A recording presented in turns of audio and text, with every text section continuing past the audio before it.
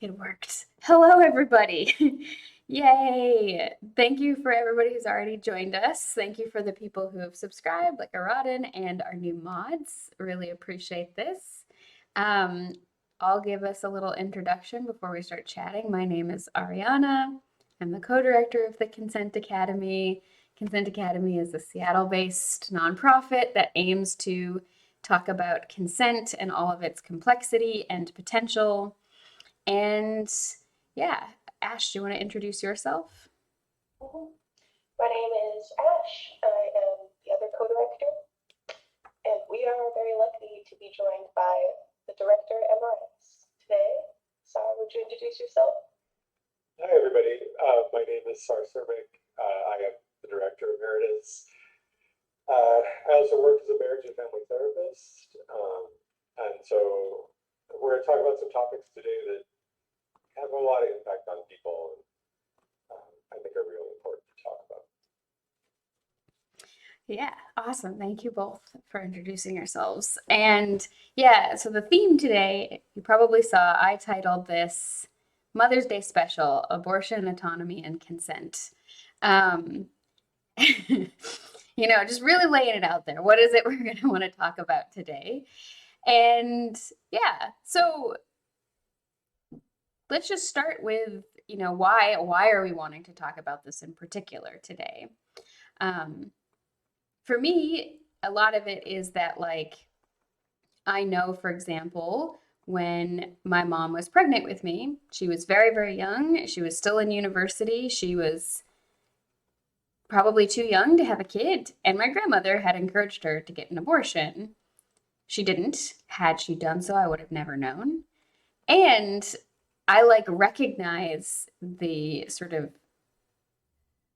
why that would be a recommendation and why that would have made sense for my mom. And so I've known this since I was a teenager, and I've always kind of just had this idea of yes, this is a choice my mom could have made and would have had good reason to make. And she didn't, though, in her own admission, she was like, I kind of didn't really realize everything that was going to come with having a baby. I was just like, yeah, cool, it's a baby, whatever. Um, yeah, same with her whole story about how she got pregnant with me, where she was like, we weren't really using protection very well, but it didn't really occur to me. And I was like, nice, okay. And so to me, that's always been a part of my understanding of my relationship with my mom. Is this was a consideration, and for numerous reasons, it's not what happened. Um, and then, of course, the news with the Supreme Court is the other big reason, for me at least, why we want to talk about it today. Asher Sar, do you want to talk about why you want to talk about it? I think for me, I grew up all, those of you who have seen me on stream before, I grew up in a conservative Catholic community. Abortion was always like, this is a major sin. You never do it. It's terrible. It's awful. It's horrible. And as I got older, as I got into college and started having more discussions, I'm like, there's a lot more nuance here than just this is wrong. Like there's a lot in it. Um, as I've been a therapist, I've had I've had the honor of working with people who have had to either make the choice of getting an abortion, or Ariana, as you said, who made the choice of not having one. And the difficulty that those it's not a simple choice, right? That the difficulty those decisions have made in their lives. And so I want to talk about it in terms of, you know it's for me, it's a basic issue of autonomy. It does it get to be a choice? And I think that'll be a good discussion to have. Yeah. I also was raised in a religious environment. We were Southern Baptists, but like abortion was so taboo that it was never even mentioned. um, like I'd never even like heard about it, knew that it was a thing really until I learned about it from like media. Um, I think I read White Elephant. Um, do you know that short story? Coming, is that the right one? Mm. I forget who the author is, but it's like an old short story, and we read it in like middle school, and my teacher had to explain to all of us what an abortion was because many of us were like, "What are you talking about? What is happening in the story?" Um, and so, yeah, it's really taboo. So I like that we're talking about it first of all, like just to talk about it openly.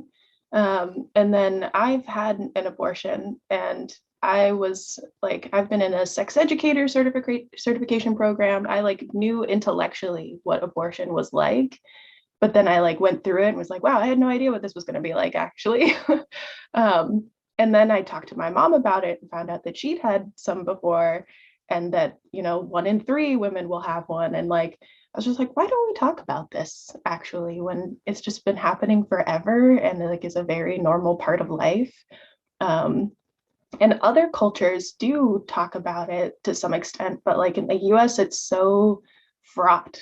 Um, and so this Supreme Court decision that's been leaked, and who knows if it will go through, is terrible, and really triggering. Just that I think about like not having the option, and I would have like a 2-year-old right now, and that would not be possible for my life.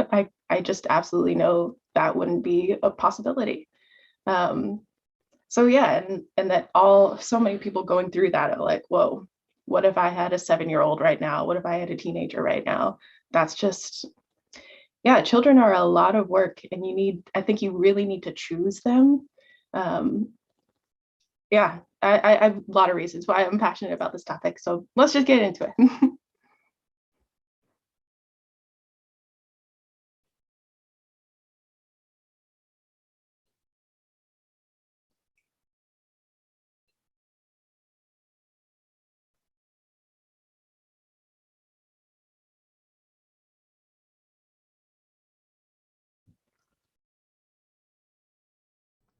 Okay, is maybe I'm not muted anymore.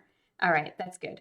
I'm still trying to figure out how to make, or I'm gesticulating wildly without sound. Still trying to figure out how to make it so that OBS can pick up the Zoom stuff and pick up my microphone without there being an echo.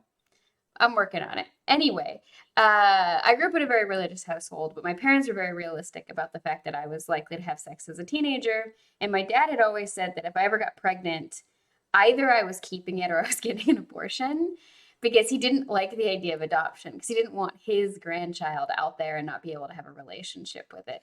To which I was always like, what? This kind of isn't your choice. But it was kind of weird to me that I was like, well, this is so different than the stereotype. And like, my mom's family is also incredibly religious. And yet, I don't know why. My parents were more chill about these things. And I also think, like, I've not had an abortion as far as I know. I've taken the morning after pill many times. And probably at least one of those, like, it would have resulted in a pregnancy had I not taken it. But for me, it was never a hard choice. It was never like oh, am I going to regret this? No, it was always like, one, I was never with anybody where I was like, yeah, this person could help me raise a child. Every time I was like, I would keep a child away from this person. Or like this person, I love them and they're cool and I could spend the rest of my life with them, but if I do, there's no way I'm bringing a child into that situation. And then the other times, there was a period of time in my life where I was homeless, had just escaped some very traumatizing experiences. I did not know it yet, but I had pretty severe PTSD and was very not mentally healthy. And I was sleeping with people who would give me a safe place to stay. And this is where I took a lot of the morning after pill in a very short period of time because I was just like, this person will let me stay in their house so I don't have to sleep outside. I will have sex with them. you would not want a person to have a child in that scenario. That would not have helped me. That would not have gotten my life on the right track. Or, no, I probably would have just been dead or like completely like worse off, and the state would have taken the child. And then, had I wanted it, it would have been a whole kind of thing. So for me in that situation, I had the self awareness to be like, something's not right with my brain currently. And this is the worst my life has ever been. Under no circumstances should I have a child right now. And so I was very lucky because where I was living in France at the time, and you can just walk into any pharmacy and they have to give it to you without asking any questions. Or like, uh, yeah, they can't like moralize and stuff. So they'd sometimes give me dirty looks, especially if it was like the fifth time in a month that I was there. But it was also really cheap. It only cost me like $5 to $8 depending on the pharmacy. And so I was very lucky to have that option in the situation. And I think about like, I don't know how I would have functioned had I not had the option for easy access to the morning after pill. Like with no questions. No, I don't need to see a doctor first. I literally just walk into the store. Yeah. Yeah, the information piece we talk about a lot with consent, the informed consent. It was like, just keeps coming up for me around this topic of like, a lot of people, like you were saying with your mom, don't really understand how you get pregnant. Like sex education is so poor that people don't understand like there's only one 24-hour window where you can actually get pregnant, and like that's when birth control really matters. And then people don't know where they can get birth control, how much it costs, like are they going to ask you questions? And like just the anxiety of like, I don't know what this is going to be like, can prevent people from doing that. And then, do people actually know what having a kid is like? That is one of those things where like we say all the time, experience is information. I don't know what having a kid is like yet. Like I just don't know. And my mom likes to say that if you really remembered what it was like, you'd probably never do it again. And that's like one of the keys there. I'm actually a little, Arya, are you frozen? Let me check. Oh no, you're not. Cool. Okay.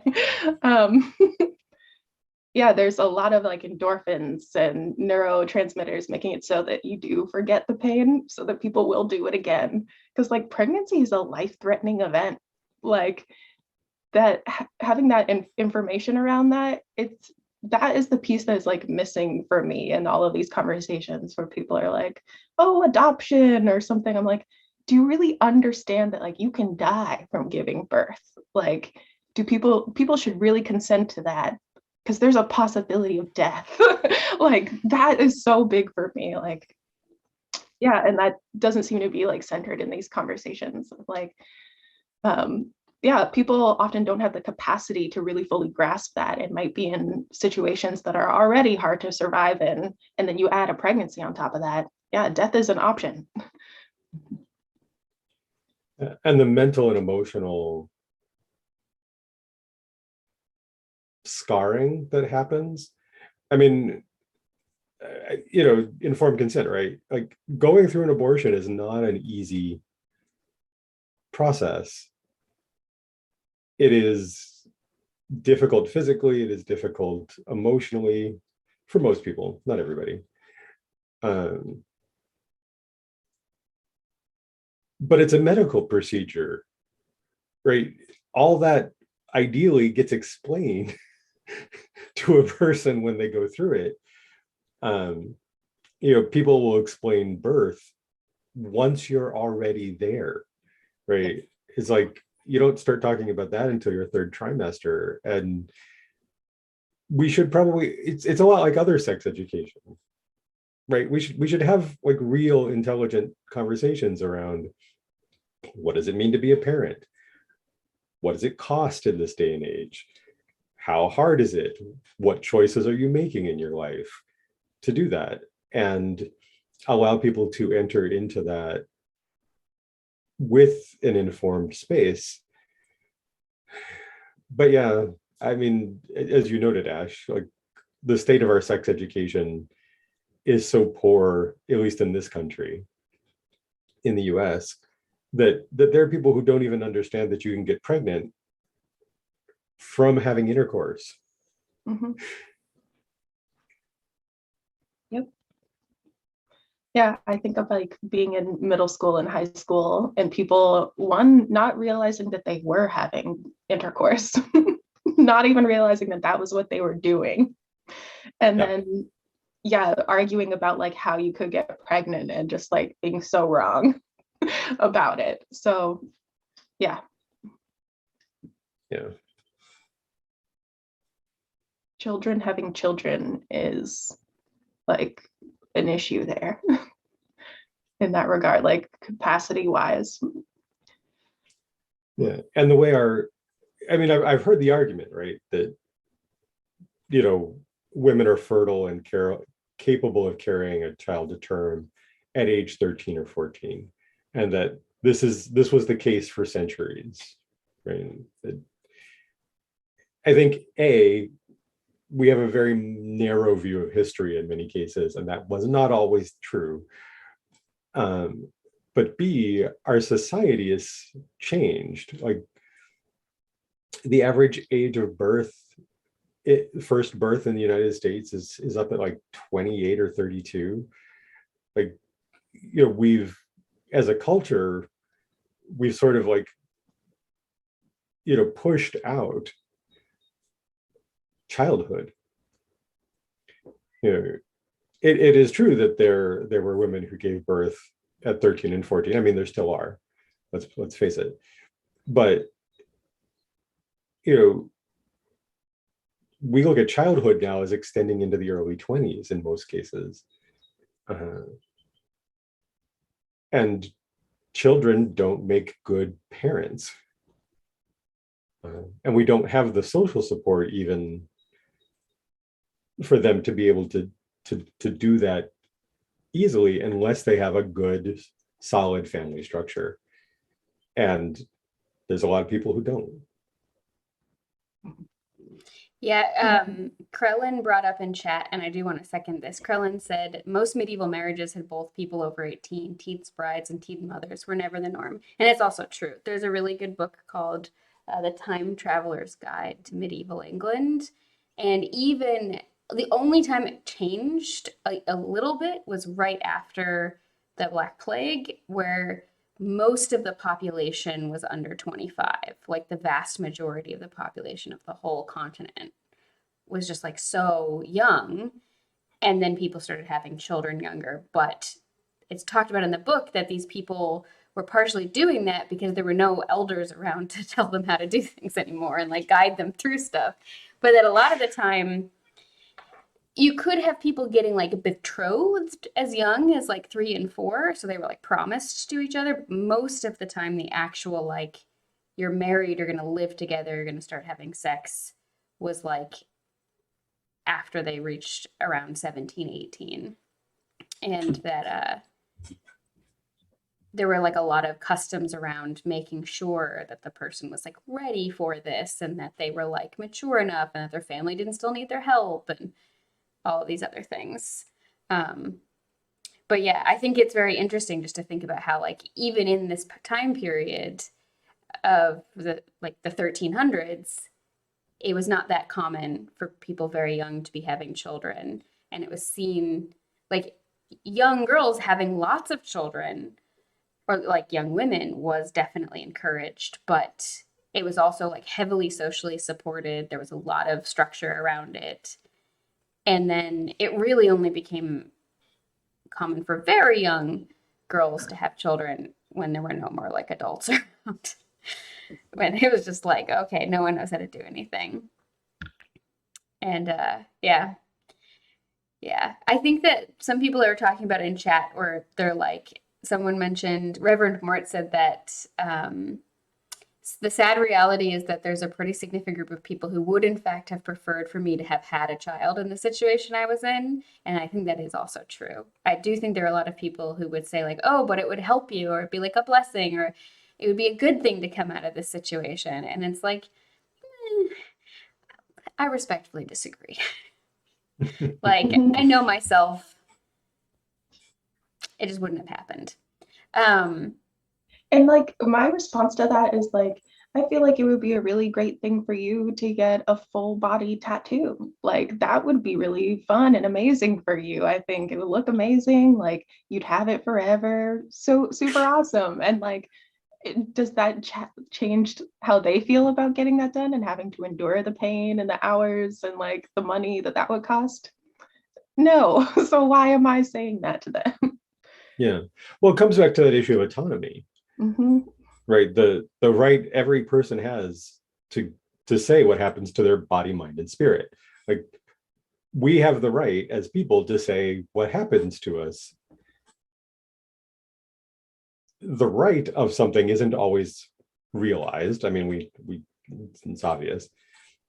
But here we have a very small group of people saying that one group's belief system is more important, has the right to take away the autonomy of other people. Mm-hmm. And that the belief that life begins at conception and that anything that happens to that life is, a crime, or anything that is done to that life intentionally is a crime, uh, is not a belief in autonomy. It's not a belief that the mother has the right to say what happens to her body. It's it's basically saying that this council of people has the right to say what happens, to the body of people who can get pregnant. Mm-hmm. yeah, it often, what really occurs to me too is that, like, if I die, for example, and I have a bunch of really great organs that a bunch of people could need and could use, the hospital or the state cannot just commandeer my organs to give to people who need life-saving organ transplants. I have to have given permission because I'm allowed to decide what is and isn't done with my organs after death. And when we say to somebody, but you're not allowed to choose whether or not you're going to be pregnant, we're basically saying, if you're able to get pregnant, you have less autonomy than a dead body. Like literally, like you cannot force somebody to give up any of their tissue, or like you can't force someone to donate blood or donate a kidney or do a bone marrow transplant. To me, it's also the same as that philosophical question of like, you have 5 people in your hospital who need life-saving organ transplants, and someone who's got a cold and has a bunch of great organs comes in. Is it ethically permissible to kill that person in order to transplant it to save 5 people, right? Because you would save 5 people and only kill one, so it would be net more people. But of course, no, that wouldn't be correct. But for some Right. reason, we feel like it's suddenly different. I mean, not for some reason, for some very clear reasons, but the double think really gets to me. Mm-hmm. Yeah. Yeah. I mean, it's the trolley problem from philosophy. Trolleys going down a track. There's a group of people on the track, but if you flip a switch, you can move the trolley off of onto a second track where there's only one person who's going to get hit by it. What do you do? There's no answer. It's a thought experiment. But here we're saying, you know, I mean, I think we also should be specific, right? What the Supreme Court decision says is it is up to the states to decide whether or not abortion is legal and what the restrictions on that are. Um, and so there will be some states where abortion is perfectly legal and available, um, but will get no federal funding. And there will be other states where it is completely illegal, and there are serious repercussions for anybody who does it or performs it, or like it's just kind of like bad all the way around. That is very disproportionately going to affect people who are in a lower socioeconomic status. Like, people who are rich are not going to have any problem with it. They can just go to another state. Although there are some states that are trying to enact laws about that too. Like you can be prosecuted if you go out of state and come back. It's going to be an interesting decade, but you know, it's allowing for that restriction. It's allowing for a small minority to make restrictions on people due to their belief system. And that's part of what our country was founded on, is that we don't want a monarchy. Like a person or a small group of people don't get to decide what happens. We were founded on the concept of people get to decide what happens. Yeah, related to that, I've often thought that if you want to overturn a Supreme Court ruling, it has to be done with more people than voted for it. Because like Roe v. Wade passed with like 7-2, and it was like pretty universally like they were in agreement, not this 5-4 highly contentious split. Like to me, I feel like there has to be some amount of like, if you want to overturn precedent, it has to be with more justices than set the precedent in the first place.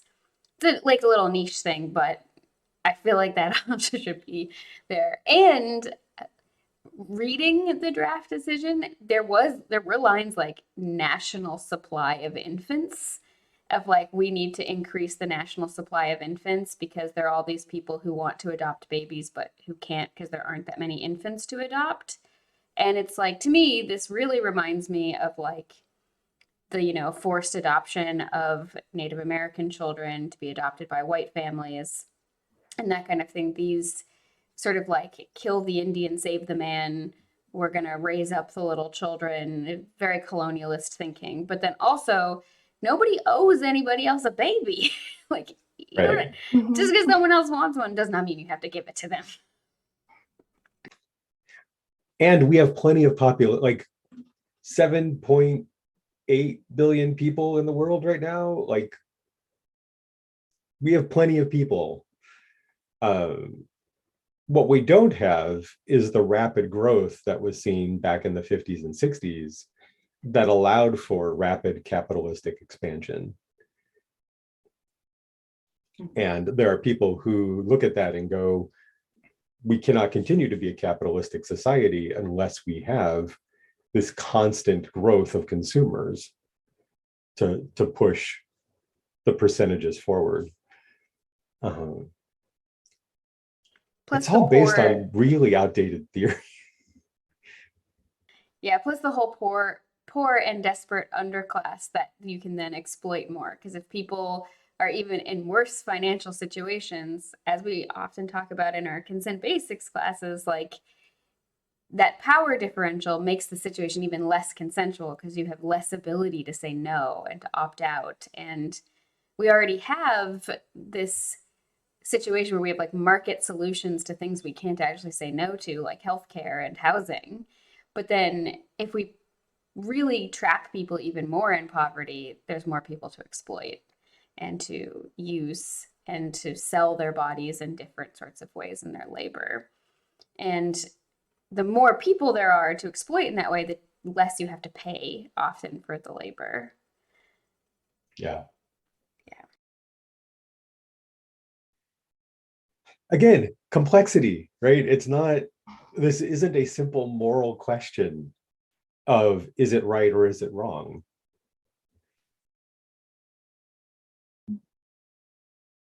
And a lot of people arguing for banning abortion are making a moral argument, but that's not their only reason behind why they're doing it.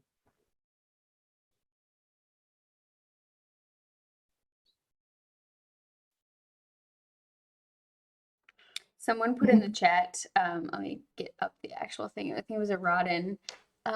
He said, I think that it is probably true that they only think other people should have to carry children to term. If it came to them themselves, they might change their views. And I think that this is like a good example of two cognitive biases we really like to talk about at Consent Academy, which is the like just world theory, which is like, you know, good people do good things, bad people do bad things. So if something bad happens to somebody, it's because they're bad and they've done something bad. And so therefore they're deserving of consequences or punishment. But then also the fundamental attribution error, which is like if I'm having some difficulty, it's because of the situation, not because of who I am as a person. But when someone else is having a difficulty, it's because of who they are as people, not because of the context they find themselves in. And I think those two things also come together a lot in this whole discussion. Yeah, agreed. So you thought you were tuning in to have, to watch us have a discussion about abortion, and instead you got philosophy tube light. Welcome to the Consent Academy. I love it. Mhm. Yeah, I mean, like, I always like to bring up the etymology of consent, that it means to feel together or to sense together. And like for people that are like, yeah, forced birth, have this baby, it's like, but you can't actually know what it would feel like. Like there is no way that this can ever be consensual. Like it's just it's that like putting the intellectual over like practical material reality for other people of like, I understand this to be good or right, or I'm acting on these cognitive biases. And it all makes sense to me, but like somebody has to actually go through that. And that's the part that gets me there of like, so strange to think that there's 9 people sitting in a room that like just intellectually talk about these matters when it's like, what gives you the right to possibly do that when we're talking about a life form that like grows within you, that you have to build a whole organ like to surround yourself and like fortress yourself so that it doesn't kill you, and then it comes out of you and it may kill you in the process. Like that's what we're actually talking about. That's the material reality here. So it's, yeah, just wild to me. I like the way that we combine philosophy and consent in this way so that we can speak to people's material realities. I just like that we're a big collection of nerds. It's like I've never felt so much like I found my people as when I joined Consent Academy. I was like, wow, it's a bunch of weirdos like me who overthink and dive into all of it. I do want to put in the chat this documentary that is about Romania, where they did actually ban abortion for a really long time and any kind of contraceptives. And women were forced to go to the gynecologist every month to be checked. Like the military like brought them there. And doctors' visits were watched over by the military. And yes, of course, the number of babies skyrocketed.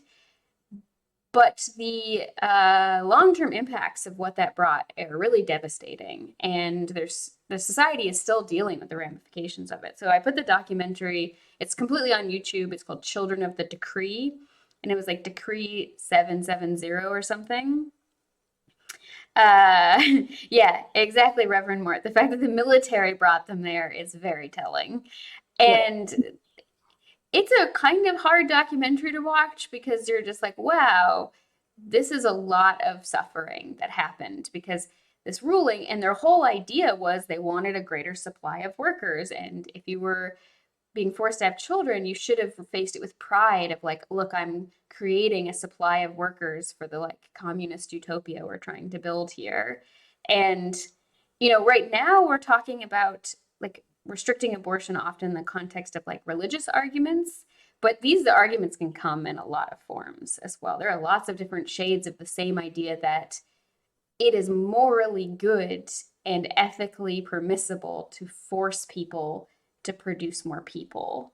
And I think the documentary is just good because it shows how that actually makes a country weaker and less prosperous overall. Yeah. I mean, and that's been the thinking in a lot of cases throughout history. England did it post World War I.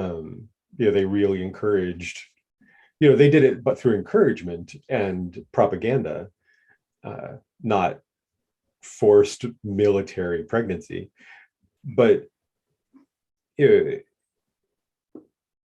this idea that we need, again, we need an ever-growing workforce, or we need an ever-growing pool to draw into the military, or we need an ever-growing serfdom to provide for the elite. Like, you see this in many, many cultures over history. It's never good for the lower class. Right? It might be good for that top 5% who reap the benefits, but it is never good for the lower 50, or in some cases lower 70% of the population.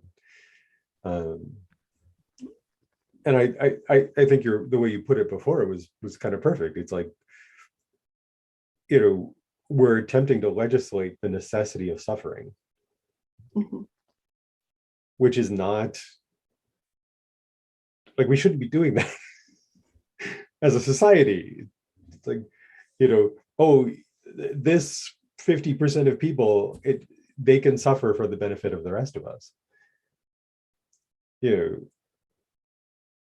it's great until you're one of those 50%.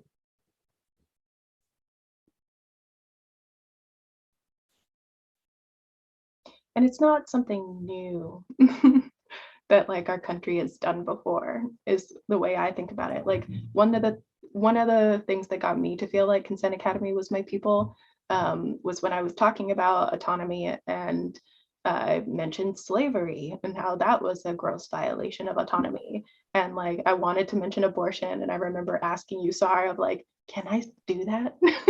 Can I say that? Is that okay? And you were like, of course. Of I was course. like, good, I got my people here. Because like, yeah, that's like why I'm passionate about this, that right to autonomy. Like, I know that my ancestors have had to like, that they believed in that for themselves. Otherwise, how would you survive? Like, Yeah. And so these things keep coming back around and around. And yeah, bringing it. I saw the other day that somebody was saying like autonomy is like a liberal idea, and it doesn't, it overlooks like interdependence and community. And I'm like, it's built in for me, like in that idea of like, if I think that my autonomy is more important than yours, that's not true autonomy. It's balanced by this sense of responsibility of like that internal feeling that I have that you can't tell me what to do. You have that too. So I can't tell you what to do. Right. Like that's immediately balanced out there. And like if something is only good for a small group of people, that's not true autonomy. That's oppression. Like, yeah, so I really appreciate that we have this understanding and that now we have a platform to spread it further. Well, and autonomy is actually, because I've had this argument before too, right? Autonomy is actually a perfect necessity for a communal or interdependent culture, because everybody has to want to be there. Yep.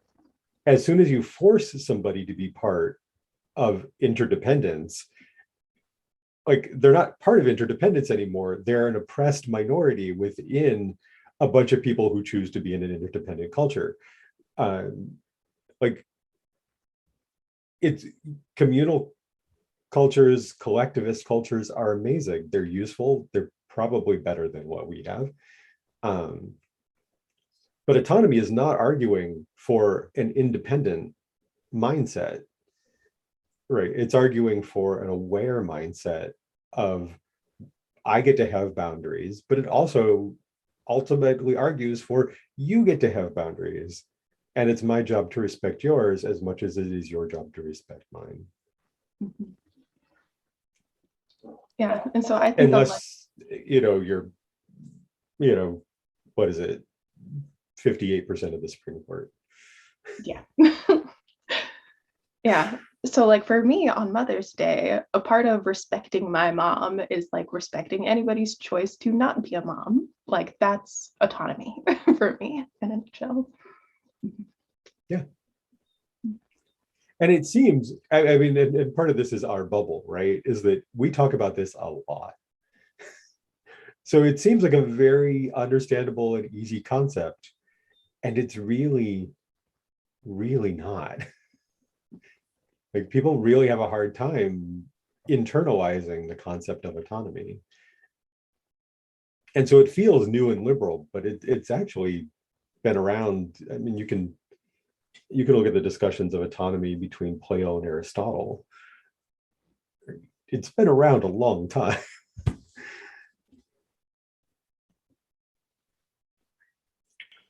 I also just have like, I don't know, the idea that autonomy is a liberal thing is still blowing my mind because like like first of all, like the whole concept of indigenous sovereignty is based in the idea of autonomy. Like if we get rid of the idea of autonomy, indigenous nations would basically cease to exist because it's about the idea that people are allowed to decide for themselves and create sovereign spaces and that they have the right to do this.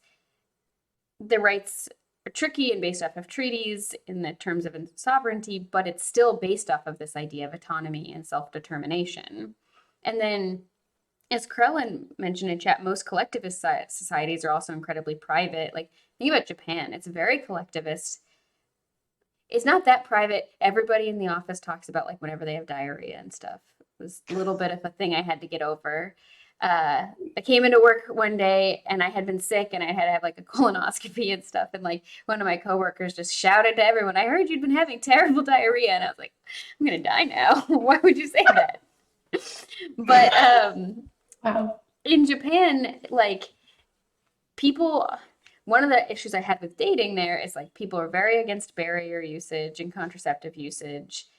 You didn't really take the morning after pill. It was like, if you got pregnant, you can get an abortion. And they're like even shrines where people can go and like pray to their aborted fetuses. And it's like not a big deal. It's like, yeah, if you feel like it, you can go and like burn some incense for them.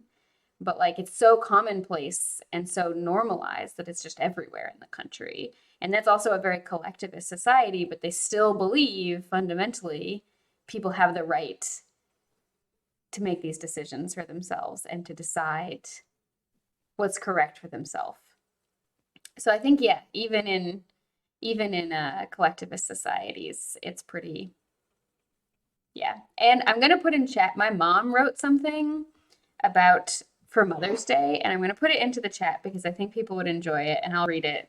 But my mom said, "Happy Mother's Day to all the women who chose to mother when and to whom they mothered. Thank you for all the beautiful people who mothered me in times I needed it, even unknowingly. Thank you to all the precious people who I have been blessed to mother, those of my own creation and those who came into my life when it was meant to be." And I talked to her about it today, and she said that this is also like a pro abortion thing of like the people who chose to mother and when they got to choose it, and you know, like people who want to do it. She feels like this is very Yeah. important. Well, and psychologically, like we know that, and this goes for just about anything, when you make the choice to do something, you're usually better at it. Mm-hmm. Right? So when you choose to have a child, you're going to be a better parent. When you choose to buy a car, you're going to be a better car owner. Like, you know, when you choose to make dinner, you're going to make a better dinner than if somebody's forcing you to make it. Like, forced enslavement of anything does not make for a good outcome. It just makes for an outcome. It also builds resentment, which is toxic to relationships. And so I love how sometimes like the anti-abortion and the pro-nuclear family argument, like they talk about it like it goes together. I'm like, forcing people to carry a pregnancy to term is not a way to create relationships. Mm-hmm. It's a way to create single mothers. People don't like to be forced into things. And when you have when we'll just call them the sperm donor in the relationship, however they choose to identify, right? But the person who donates the sperm to the fetus, they get to enforce their autonomy if they choose to. The person who donates the ovary, or the egg rather, should also get to have that same choice. And like on the other end, I really like that post your mom made, Aria, of people mothering other kids that aren't theirs. Like that's the other piece that I think about with even cultures where you may have been having children at a younger age. It's like other people help you raise children. It's not all on you or all on your own. And like thinking about the national supply of infants, it's like there's a bit of like a weird, like like there are other children that are no longer infants that still need to be raised, like so many of them. Like the opportunity to be a mother is out there, or to be a parent is out there if you want it. Even with outside of the adoption system, like my partner is a school bus driver, and like the kids, like kids all over the place are like looking for adults that will like help raise them in some small way. And like, yeah, that opportunity is just out there. And yeah, I don't think forcing people to birth is like the solution to people that really want to mother. Yeah. Well, folks, I have to go. Okay. Because I have clients today, so I have to go help people in a much more focused way than talking on Twitch. Thank you for including me in this tricky and wonderful conversation. I hope you like continue to enjoy it, and I will catch up with you later. Hi, Sar. So good to see you. Yeah, bye. Also, if you want to learn more about autonomy, buy our book, The Consent Primer. It's available on Amazon, and there's an entire chapter dedicated to this question. Shameless plug. Bye, everybody. You. Have a good day. Bye, Sar. Love Sar so much. No, I messed up the video. Hold on, I have to fix the Oh no, now we're all like It's kind of funny. I think we can keep talking while it's kind of topsy-turvy, but yeah. Anyway, gosh, there's so many more things I want to say. Like we haven't even touched on the idea that like you don't just get an abortion because you don't want to have a baby either. Like uh reverse us. There's like all of the reasons to have an abortion of like you have an ectopic pregnancy and it will kill you if you don't get medical attention for that, right? Like the solution to an ectopic pregnancy is an abortion or you die. Or like if you're having a miscarriage that won't eject, you will die if you don't get an abortion. And right, like septic uterus, you will die if you don't get an abortion. To me, it's like we really have this idea of like talking about it just in terms of not wanting to have babies, but there's so many. I remember watching this just interview with a Catholic bishop a long time ago. I think it was like on Daily Show or something, and the bishop was basically like the newscaster person was like, "Oh, well, some people will die." And the response was like, "Okay, yeah, and then they'll die." Like, yeah, some women will die, and that's an acceptable loss. And to me, it's just like terrifying to think of that. Like, that people can just be like, well, if it's God's will. But it's like, okay, but we don't do that with everything. That doesn't make, again, it's the inconsistency that also tends to get me because I'm just like, well, people like to joke about like, oh, well, if you can't get an erection anymore, no boner pills for you because it's clearly God's will to not have an erection. But like, I think it's so much more than, I don't know, the inconsistency. gets it. Mhm. I hate hypocrisy. It's one of the few things in life that like just universally makes me very, very annoyed. Also, thanks Mhm. to everybody just not being mad that I'm like just resizing the videos during the chat. Yeah, I'm trying to pull it up. I want to see. Yeah, you should see the recording later. It's been pretty funny because it's like we got all like weirdly resized and stuff. This Nice. looks. But with the hypocrisy, like I was saying earlier, I feel like that's just built into the US, where they were like, all men are equal while counting Black people as like 3/4 of a person. Yeah. You know, like it is par for the course in my understanding of this country, but like still terrible. Yeah. Oh, nice. I see that I'm just like a corner of hair and shoulder. That's so fun. Yeah, it's fixed at this point, but like, yeah, okay.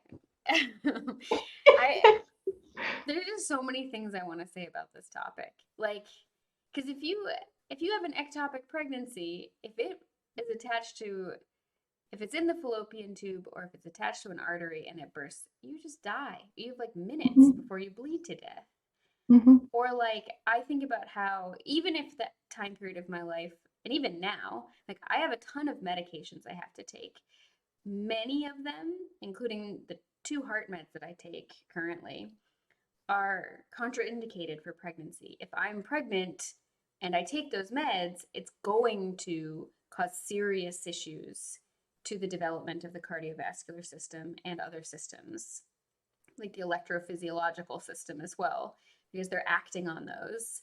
And this is not trying to be like ableist or eugenicist about it. It's like, no, this would just be a non viable fetus. Like, it would not be able to survive for very long.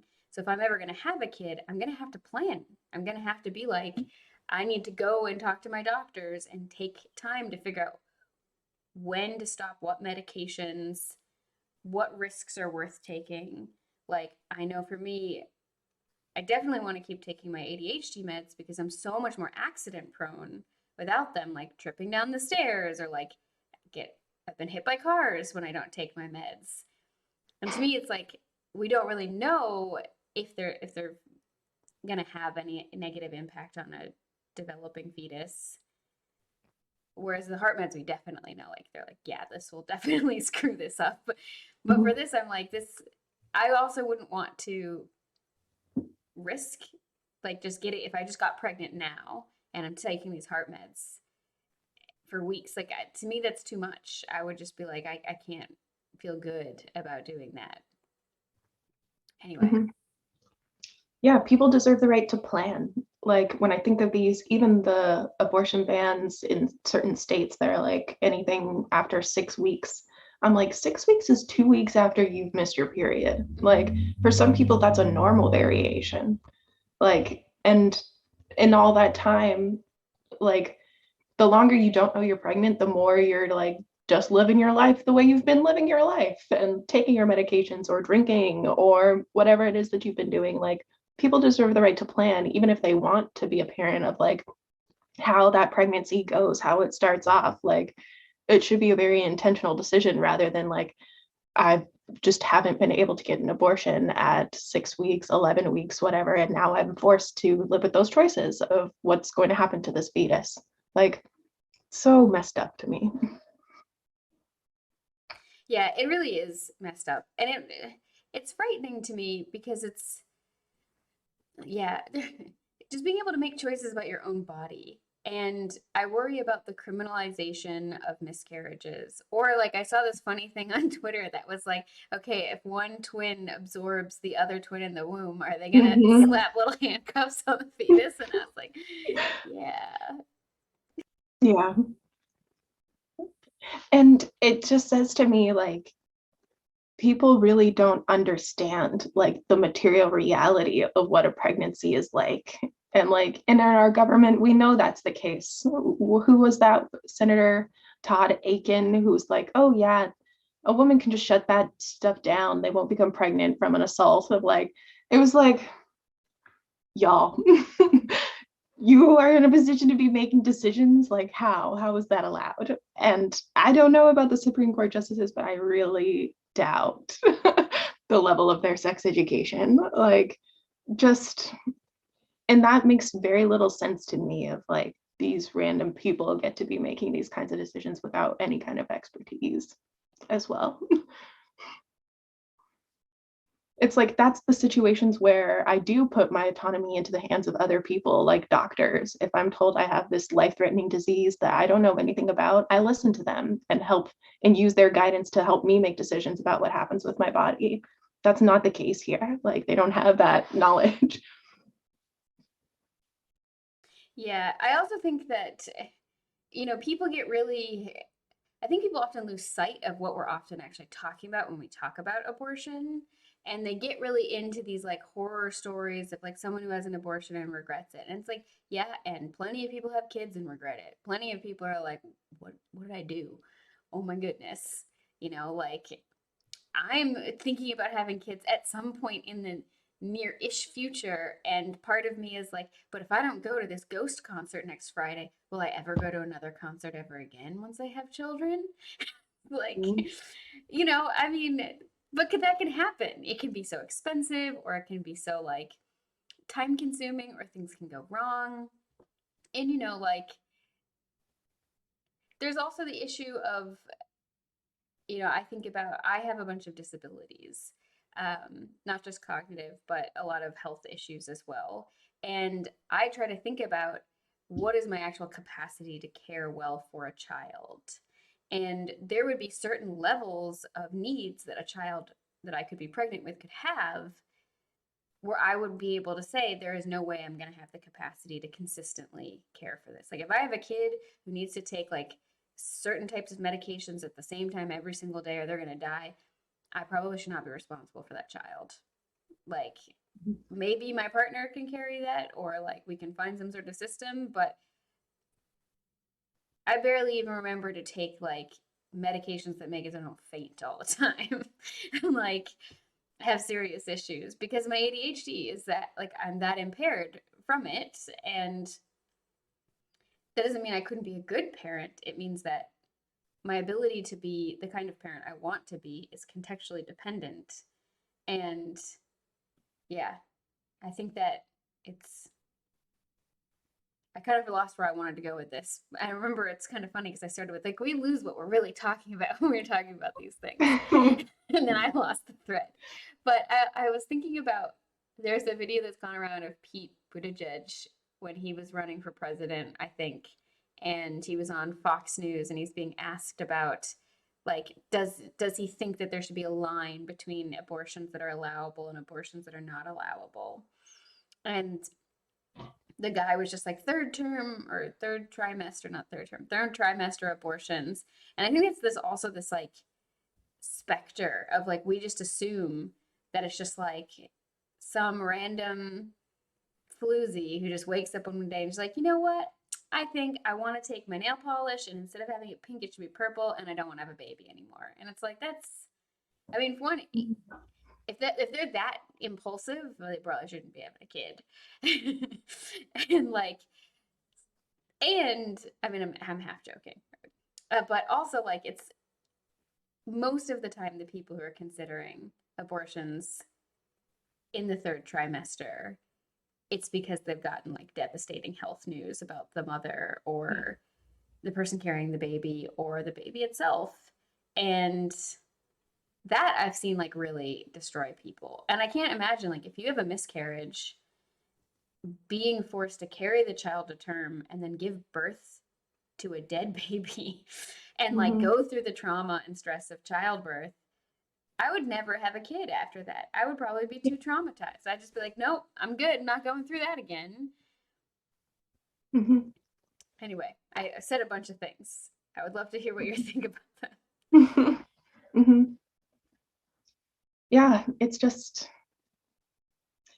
really strange to think about. Yeah, you don't know what it's like until you go through it.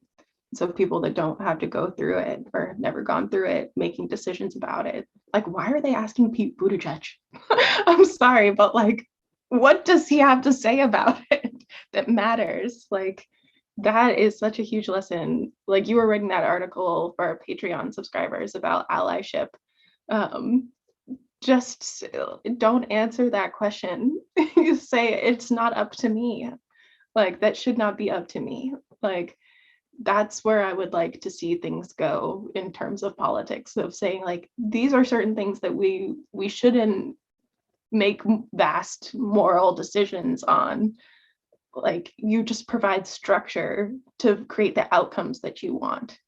And like, that's, I think, what Sar was getting at, of like, the real piece underneath it is like, what is the actual outcome that they want? I think it's like more workers, and like also maybe some anxiety about not enough white babies, quite frankly, as part of that. And like enforcing Christian hegemony, which will also have these other cascading effects of like, yeah, and that specific decision too, having opened the door for like a reversal of gay marriage and things about just contraception in general. I'm like, that's the piece of like telling people what they can do in the privacy of their own homes, within their own bodies. It's like a line needs to be drawn somewhere where it's like, it's really none of my business, actually. I don't know what I'm talking about. I don't have the experience. I don't have the information. And I don't have the right to say anything about that.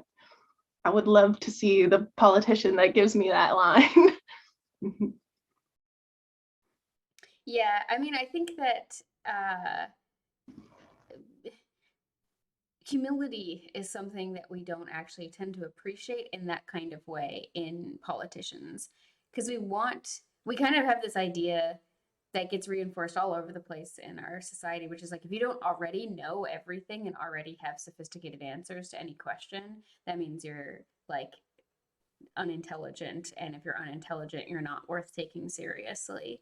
And it's like, but it's not possible to be able to know all things and have good opinions on all things. And like, I am more, I appreciate the kind of person who's in a position of power and then is able to recognize the limits of like their actual expertise and scope, and like say when they don't know something. Paladin Hulk, right? Pete should go on the air, and when he is asked that question, he gets up and a woman OB sits down and talks about the specifics. And I like Yes. that. Yes. I've actually been like reading through the draft. I have to take it in small bits because it's sad.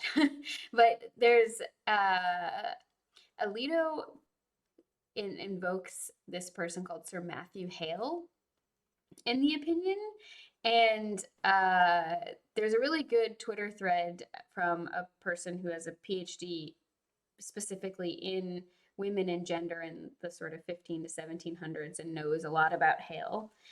And it's horrifying. Hale was somebody who conducted a bunch of witch trials and burned a lot of women at the stake, and was very much of this idea of not believing women are autonomous beings, especially because in the Bible it says that they were like born of a rib and they're like a helpmeet, and that like therefore their whole existence is to be there to support men, either their fathers, their brothers, their husbands, their sons, that kind of thing. And this idea that they weren't autonomous, they weren't seen as full people deserving of the ability to make decisions about themselves and about their own lives. And Hale really was into the idea of like Adam's rib, and that God did not make her, Eve, as an autonomous being with rights, but she was a physical extension of Adam's body, and that like her only existence was to help Adam get the things that he wanted, because she was not separate from him, she was part of him that just was like personified. And um also Hale talked a lot about like the man being the head of the woman, and which was from the Apostle Paul as well. And all of this stuff. And so this is what Hale's like bread and butter was of his like political and legal opinions. So Alito quoting him is terrifying. Mm-hmm. Mm-hmm.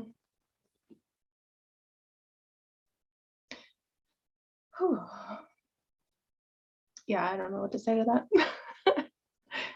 Like, that should be embarrassing to do rather than something possible. Yeah, I put the link to the Twitter thread in the Twitch chat. I felt ill reading about it because like he was also a big proponent of things like the rule of thumb. And for people who don't know it, the rule of thumb was the idea that a man was allowed to beat his wife with something no wider than the width of his thumb. And so, and it was like very much a time period where abusing your wife was like considered actually to be a loving thing because it was going to help her know how to change her behavior. And like you weren't supposed to ever do it out of anger, but it was impossible to prosecute it if you did. And like there was no punishment for the men, but women who spoke up against their husbands or any men in their lives were like killed or imprisoned. And Hale was really concerned about basically independent unmarried women. So like most of the witches that are people he ruled to be witches and then had murdered by the state were like widows, for example, who were like kind of established and allowed to just exist on their own. And I do want to say that Philosophy Tube has a video specifically on Darwinism and witchcraft, I think it is, but it talks about the economics of the Salem witch trials, or like just witch trials in general, not just Salem, and like burning women at the stake as an economic force and taking away sort of like women's power within the community to be like healers and thought leaders and everything. And it's pretty good. And I think it actually has a lot of relevance to what we're talking about here. Mhm.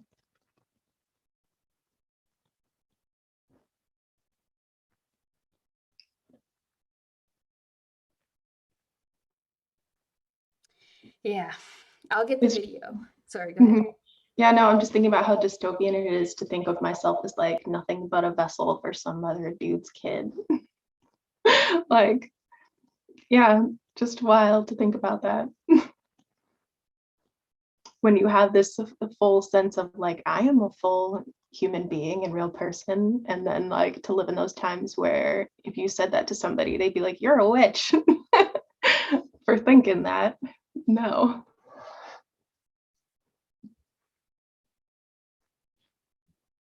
Yeah, it's pretty terrifying. I mean, I'm pretty thankful that I'm alive at this point in time because I think if I was alive at any point in time in the past, I would have probably been executed. Just because of my ADHD and the way it resulted in my behavior, because I would have been seen as like possessed or something.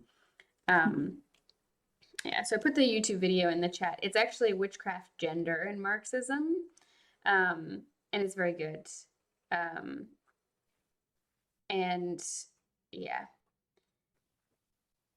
so a lot of people do really consider women to just be broodmares, basically. But thinking along the witch lines, I know that women that knew how to prevent a pregnancy could practice contraception or do an abortion, an herbal abortion, and like knew what plants to get, that would have them be seen as a witch. And I'm just like, why not be like impressed by that knowledge? Because now it would be incredibly useful. Well, yeah, it was often if you didn't have that many children, you would be accused, or if you had no children, you'd be accused of being a witch. But also, if you had a lot of children, because you must be such a seductress. Mhm. I mean, there's no You winning. just can't win. This is one of the reasons why I actually really like the sort of like cult classic, The Witch. It's like, I don't know if everyone's seen it. I'm not going to say it's like a fun or entertaining film because it's very slow and you kind of have this terrible feeling of dread the whole time. But it does play with the ways in which this girl going through puberty and her body developing is weaponized against her, and like her little brother lusting after her is like she's blamed for it. And there's a really cute goat. Like apparently when they made the, I know I'm digressing, but when they made the movie, they had to cut down how many scenes the goat was in because it was just actually too cute and didn't, it was hard to like say that it was the devil.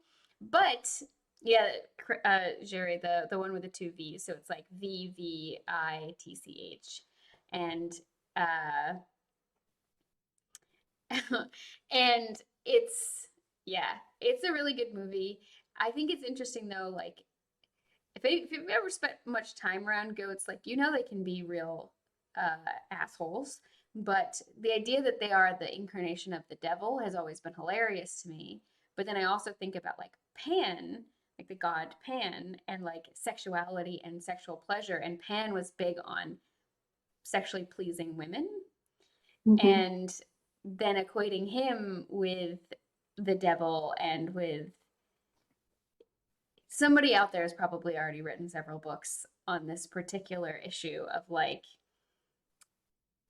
equating female sexual pleasure and the devil together through this kind of imagery and the particular fears of women's sexuality. Mhm. Yeah, that it needs to be, I mean, in the Bible, that it needs to be punished by the pain of labor, essentially. Mhm. You just have like pleasure for pleasure's sake, sin. Yeah, it's wild to me. I've been seeing reports of like some people wanting to say that contraceptive should be banned even for married couples in the US now, and being like that should be the next stage. And it's just like, wow. Mhm. Then Mhm. I'm just like, we need to have better education on anal sex because a lot of people are afraid of it or like Mhm. have had bad experiences with it. But if we had better sex education, more people would probably enjoy it, and that could help. Mhm. I'm slightly joking, but also not entirely joking. No, I'm really big on like, I think a lot of the reason why we don't have sex education, why we don't have comprehensive health care, and all of these things that would allow people to have more fulfilling sex lives and like more pleasure is because you're more productive when you're sexually frustrated.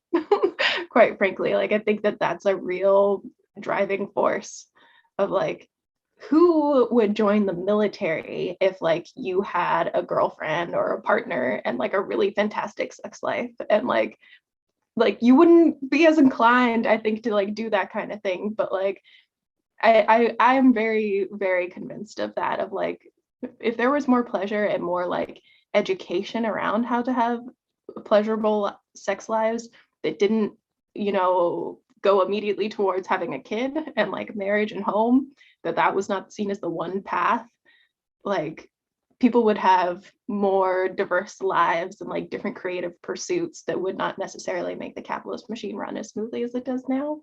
I think it definitely runs on sexual frustration. And loneliness. Hannah Arendt, I don't never know how to Rent. say. Yeah, Yeah. I don't know how to say it either. I mean, she talked a lot about the overlap between like loneliness, alienation, and fascism. And Yeah. like being alienated and feeling harmed and denied by the world, and like that frustration that can come from the lack of social import, like intense meaningful social connections, lends people to a sense of just like constant rage and frustration at others that I think really facilitates this. And yeah, yeah. Yeah, I just saw a video the other day of there was a protest, I think it was in New York, and there were several men standing out front of, I believe it was a church, and they had shirts that identified them as being a part of the fire department of New York, but I'm not exactly sure if they are actually employees. In the thread, there was some speculation about that, but the people were protesting and shouting out slogans, and this one guy was responding back to them, and he's like, no, your body is mine. Like they were like, my body, my choice. And he's like, you have no choice. Your body is mine. And you're having my baby if I want you to. And I was just like, where does that come from? Like that to me says single. That to me says sexually frustrated, like not having a great time at your job and your day to day, where like this is something that you get pleasure out of. Like, what? Like that. Yes, exactly. There's a lot of wanting to have power over as well. Mm-hmm, That's just mm-hmm, like, yeah, I agree with you. Those are probably not people who feel very like powerful in their own lives and think that if they have power over others, that will satisfy some deep problem that they have inside of themselves. mm-hmm, Yeah. Yeah. So I want to think a little bit about how does this conversation relate again to our relationship with our moms? Because, I'm thankful to be alive. I really like being alive. As I mentioned before, had my mom chosen to get an abortion, there's no way I would have ever known. Like, I just wouldn't know that I didn't exist. And, you know, I I am very happy for my mom that she had the option to make that choice. And like, I care about my mom's experience of her own life. I care that my mom is like, enjoys it and like has a good time. And I also want my mom to be able to do things like enjoy sex and not be afraid of harm coming to her because of sex. And I feel like that's something Mother's Day is always weird to me because we celebrate moms, but we celebrate moms in this very sort of like, you want some flowers or something, and not like mm-hmm, though like I do think that the Goop guide this year had like 8 vibrators as like Mother's Day gifts. I think my mom would die from embarrassment if I ever gave her a vibrator. She's very open minded and but yeah. Anyway, I want my mom to have a good experience of her life, and I'm glad she had the opportunity. Like I'm glad she had the opportunity to say no to having me, and then it got to be an active choice, and it wasn't just something thrust upon her. mm-hmm. Yeah, agreed.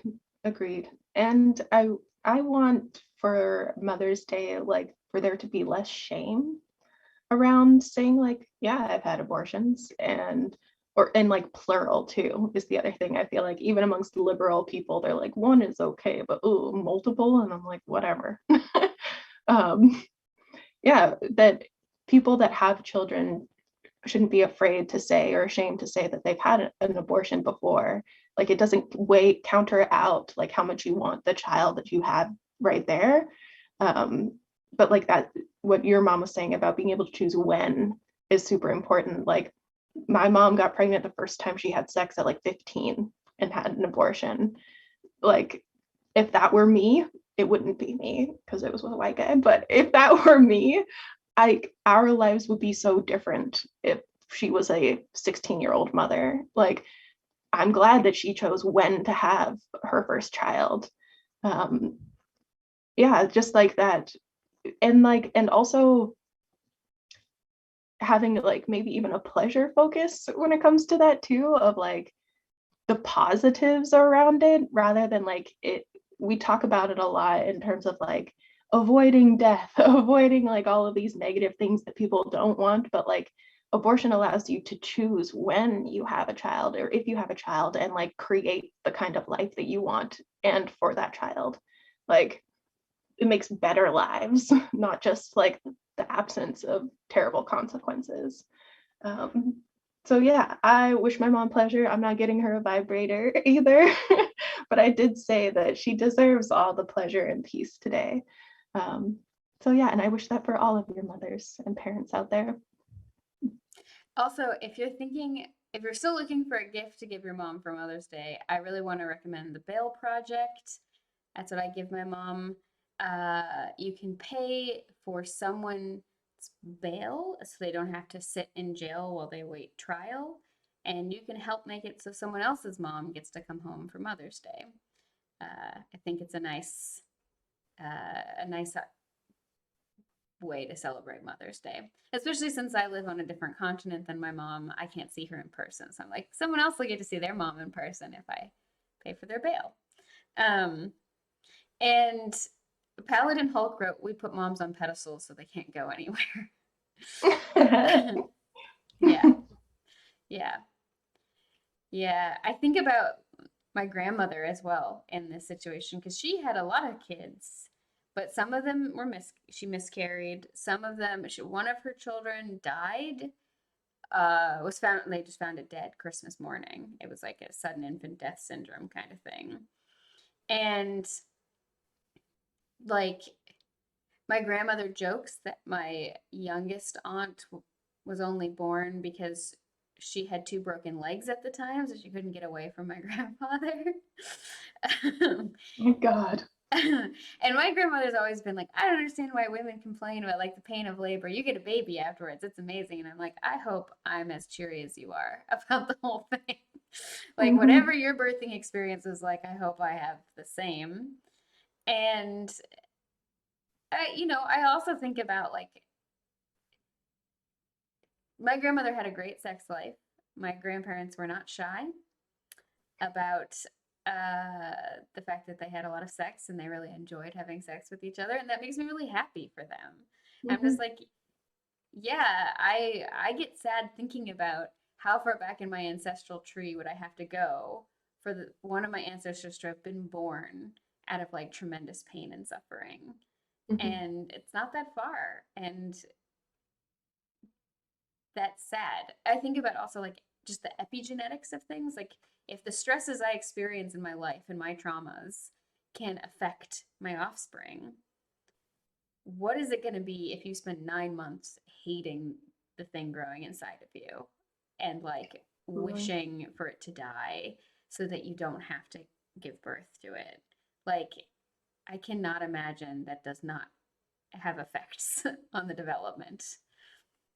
10,000%. Aradin had there's been a lot of good stuff in chat. And I'm sorry we haven't gotten to read as much chat today. You all have been like so good at sharing. I think this is the most active chat we've had basically the whole time we've been doing this stream. And there's a lot of good stuff. I'm definitely going to go back and read it after because I want to make sure I don't miss anything. And I appreciate everybody sharing things and sharing, like thoughts and personal stories and opinions. It's very nice. Yeah. Yeah. So I want to share, I think I did share the Twitter list or the Twitter thread on Hail, but there's also a couple other things that I think are really useful for this. Just one is a Amnesty International's article on just facts about abortion. And basically it's very clear. It's like, I think one of the top things that they say is it's not just cisgender women and girls that need abortions. And abortion, especially safe access to abortion, is a human right. And like criminalizing abortion does not reduce the number of abortions, it just increases the number of people who die as a result of abortions. And then there's one other one that I think is kind of positive, and it's like if you're feeling really disheartened by everything, what are some actual active steps that you can take? And it's like, get to work, get informed, and get brave is the sort of title of it. But it's all these things of like what you can actually do right now if you want to defend the right to just reproductive justice and just like autonomy, because it's never going to stop here, right?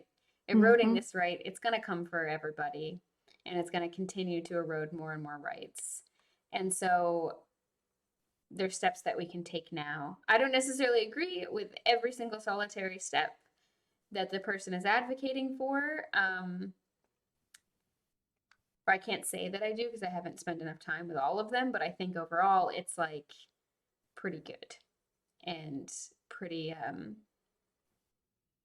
yeah, it's good to have a hopeful thing. It's good to feel like that we can do things and not just be scared and sad about it all.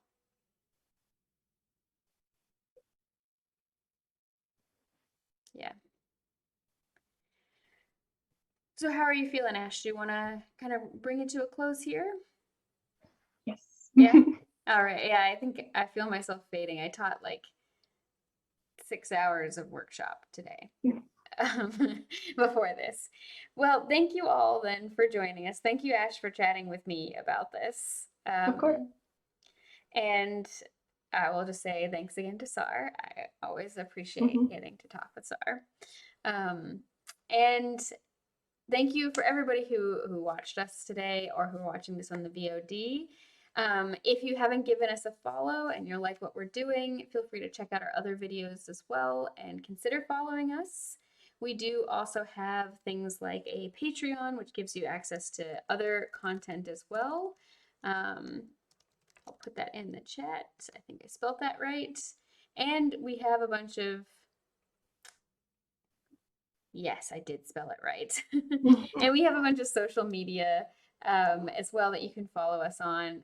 Check out our upcoming classes. We always have things going on. And for everybody who likes my Tuesday streams, I will talk to you on Tuesday. And otherwise, next weekend, next Sunday, we are talking to, I don't remember who. I'm looking at the thing. I think I wrote it down. Yes, the 15th, we are talking to the Cork Centre for Sexual Violence, which is in Cork, Ireland. They're doing some really amazing work, especially related to things like stealth drugging of people in nightclubs and bars in Ireland and how that's like really on the rise. And so we're going to talk about another really fun and cheerful topic. But also like how do you do this work? Like what are their thoughts on how to approach activism and helping the world be a better place? So anyway, thank you all. Bye.